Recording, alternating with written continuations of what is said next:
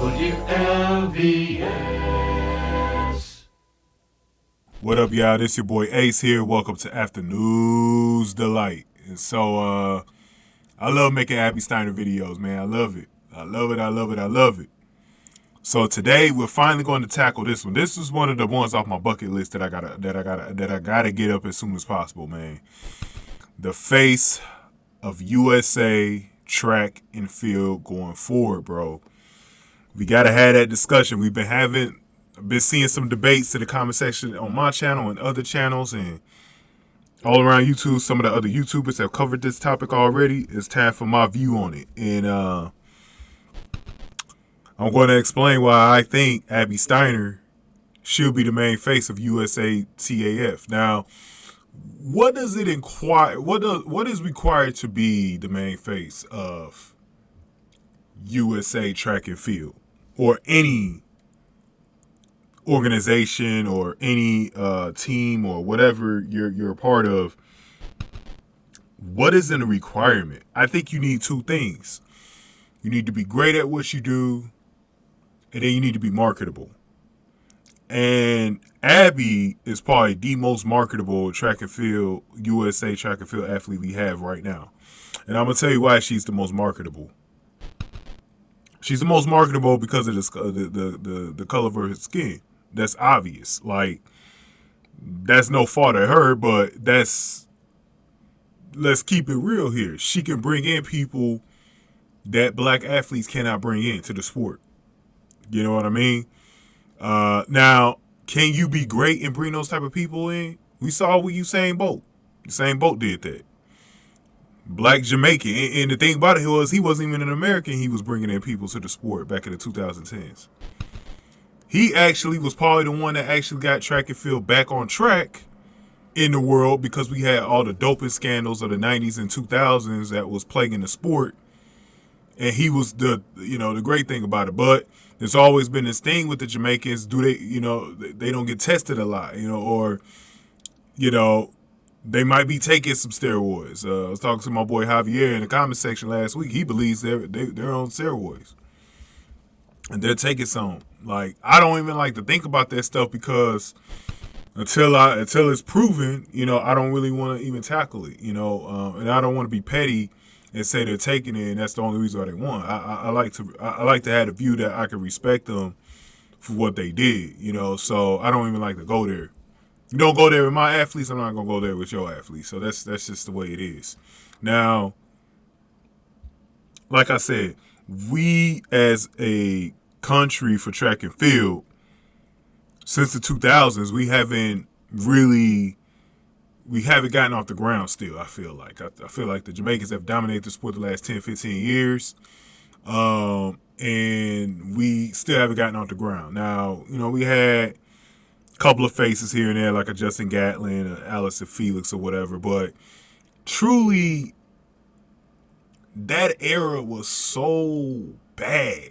You know what I mean? Like, it was so bad and tainted that we really didn't have any heroes, man. We didn't have anybody who was really super, super marketable.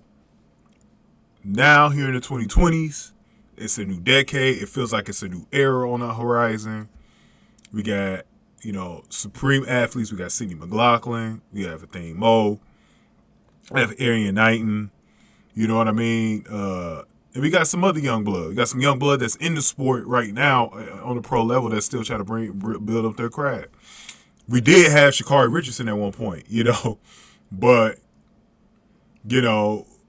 I don't know where that went, but, it is what it is. So, and right now we got Noah Lyles, we got Fred Curley, stuff like that. And maybe in the future we could have a Matthew Bowling and some of the other guys coming out. But right now, I think the two main stars are Abby Steiner and Sydney McLaughlin. I think they're right at the top.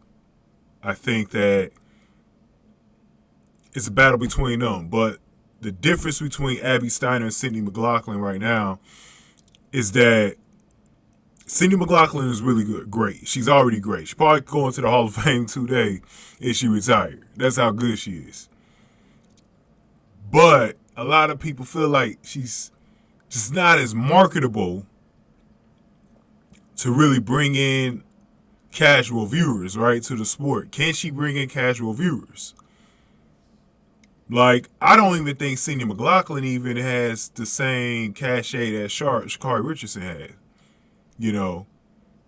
And I got, I got my doubts about her being the top star that to represent USA track and field. Now, I don't think we've had an athlete like Sydney McLaughlin in the past 2 decades that is even worthy to even be said on her level. Like Allison Felix, like I said, is the closest one. You know what I mean? But she really is like the big star in track and field that we haven't had that's actually good, that can actually dominate the 400 on both ends. And if she ever decided to come over to the 200 one day, she probably could dominate that. She probably better than Shericka Jackson. Who knows? We don't know. But the one flaw that Sydney McLaughlin has is, to some people, maybe her personality isn't all the way there. You know, I want to say that she doesn't say much, but, you know, she's someone who, she speaks very well. But is there enough there to really market the sport around her outside of her greatness, right? Like outside of her greatness should be able to sell itself. You know what I mean? And I think the more and more she competes on the big stages, the more and more popular she's going to get. So I don't think she's even hit the peak of her popularity yet. I think the peak of her popularity will probably be the 2028 Olympics in LA. Now, the reason why I'm ready to put Abby ahead of Sydney is because I think she's more marketable. I think Abby has a lot of people that she can relate to. Let's just be honest, in this country, it's still probably 60 to 70% white, you know, Caucasian. So Abby could bring in a whole audience that's not even watching the sport right now. And that's important. That's why I said, when you look at someone that you market the sport around, who are you bringing in? So let's go back to the 1980s. Let's go to the NBA. Larry Bird. So the NBA was just a league nobody had interested in the 70s. It was full of black dudes who were doing coke and all this other stuff. And nobody was interested in watching it. The games, the NBA finals were on tape delay. Like they were shown like late at night on CBS and stuff like that. Like the damn games weren't even on in prime time. You know what I'm saying? Like live in prime time. They stashed them into late night hours. But then this cold white boy from Indiana, middle America, named Larry Bird, came onto the scene and played for the Boston Celtics. At that time, a prestigious organization that had the most titles in NBA history, and still do to this day. Plays for the green and white, and he's playing opposite of Magic Johnson, who he played against in the 1979 NCAA championship for college basketball. That rivalry, that was such a big championship game. It got big ratings that it carried over to the NBA. People wanted to see Magic Johnson versus Larry Bird. That rivalry carried over. It was basically whites against black. But the key was Larry Bird bringing the league back because he brought in an audience that was not watching the league in the 70s. If it was just Magic Johnson, it wouldn't have been enough. Now, would he have brought in some viewers? Yeah, because he had the personality, he had the smile, he played for the number 2 market in the league. The Lakers were also a prestigious organization, and it was Tinseltown. It was the show. It was the showtime. They had celebrities in the crowd. They had the Laker girls. You know, go back and watch that show. What's it called on HBO Max? What's that show called? Winning Time. And you go back and see the whole history of like how it started with the Lakers in that show. So yeah, Magic would have brought, you know, the NBA back to the mainstream, but the real catalyst was Larry Bird, because what Larry Bird did, he brought in the middle America viewers that weren't watching the NBA. You know what I'm saying? The people He brought in people that could relate to him. He was a white basketball player, a top 5 player in the league. People gravitated towards that, and they loved the rivalry that he had against a black athlete like Magic Johnson. It was racial, man. Let's be honest. It was a racial thing, but at the same time, people respected Larry Bird so much that they wanted to tune in. All right? That is the magic with how the NBA grew, and then Michael Jordan came in and took it to a whole nother level in the 90s. Took it to heights it had never been before, and the heights it hasn't gotten back to since he's been in the league. You know what I mean? And he's a black athlete. But I feel like you can still have that as long as you got somebody in the league that could bring in that extra audience, and that's what Abby Steiner can do. And Abby Steiner isn't just some white girl running track. Like, she's actually special. She's actually someone who could be great herself. We talk about how great Sydney McLaughlin is. She could be great herself while bringing in an audience that has been really watching track. You know? Let's just be honest. Track is like mostly black like the NBA.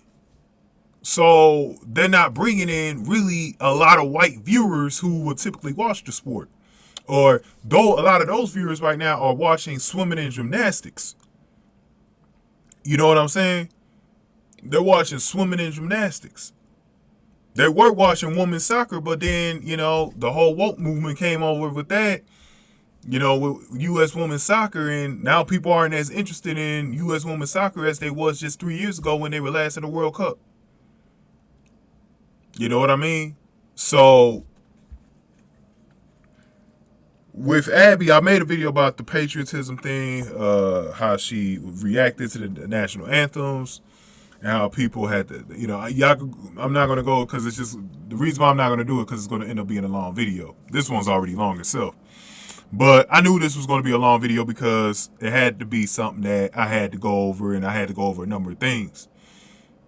But Abby has brought a lot of attention to the sport this summer. That wasn't there before. That wasn't there last year. Even with Sha'Cari's hype, I didn't feel like she had brought over that many people to the sport. Track and field was getting some of the highest ratings it was getting since 2007 in a non-Olympic year. You know what I mean? Like, Abby was a catalyst to that. She brought over all of that hype from what she did in college and at nationals. Because even before college, the nationals, track and field was still quiet. It was still quiet. Then all of a sudden, this angel comes in, and it's a wrap. It's a wrap. People covering her. People are, you know, it's actually got the Jamaicans talking. Like, the Jamaicans are actually paying the Americans attention. They actually see a real threat out there. Like, it's crazy. It's crazy. Puma was right in giving her that contract that they gave her because they know she's marketable. That's what half of that contract is about. Half of it is her potential to be great on the track, and then the other half is how marketable she is. And unfortunately for some of these black athletes, they're just not that marketable because they don't stand out. Sha'Cari did something to stand out, but she couldn't sustain it. You know? I'm not saying you gotta, you know, be a typer on social media to be a Sha'Cari Richardson, but Sha'Cari Richardson, let's be honest, look, the look she had, she looked like a hip-hop video girl. Or, you know, a ratchet chick. That's what they call them, ratchet. So she was different, you know? But the other girls, like that's what I was saying about Magic Johnson. Magic Johnson was a different type of black athlete that came into the NBA at the time. You know what I'm saying? He became marketable.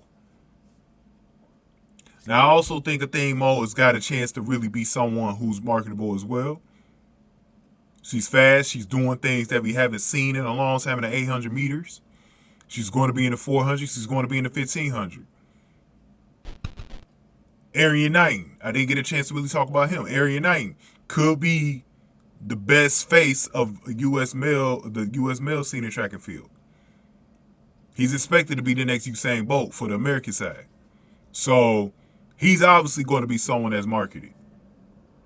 And he doesn't have to be white to be marketed. He could actually just be great and be marketed. You know what I'm saying? Because people will pay attention to him if he's doing anything like Usain Bolt is doing. But he's still got to prove it as well. And then I bring up Matthew Boland. Matthew Boland never gets there. Him just being a white male athlete actually takes it to another level. So USA Track and Field actually has people for the first time that they can actually market. But I put Abby at the top of the food pyramid, man. It's just how it is. You can agree with it, you don't have to agree with it. But that's the truth. She's at the top, bro. She's at the top. Top of the food chain, man. Y'all go on ahead and get this video a like. I need to wrap this one up. Go ahead and get this video a like. Hit that like button for me, y'all. Share the video. Subscribe to the channel, especially if you're new in the zoo. Any comments y'all got, definitely put them below. And if you want to donate to the channel, I much appreciate it. Definitely hit that super thanks button below if you want to donate to the channel. So, like I said, the truth had to be said. And Abby is marketable. You know what I mean? And there's not much that Abby needs to do. She just needs to stay humble. Stay humble, stay classy. You know what I'm saying? Still, continue to be great. She's got to do that side too. Everything that she's doing, everything the right way. And everything else is going to take care of itself because people see that. And people respect that. They respect that. You know what people don't do anymore? They don't respect Sha'Carri Richardson. I've heard a lot of people not respecting her. I still believe in Sha'Carri Richardson, by the way, but it is what it is. So you have to look at those facts. So I'll do some more videos, y'all, but thank y'all for watching After News Delight.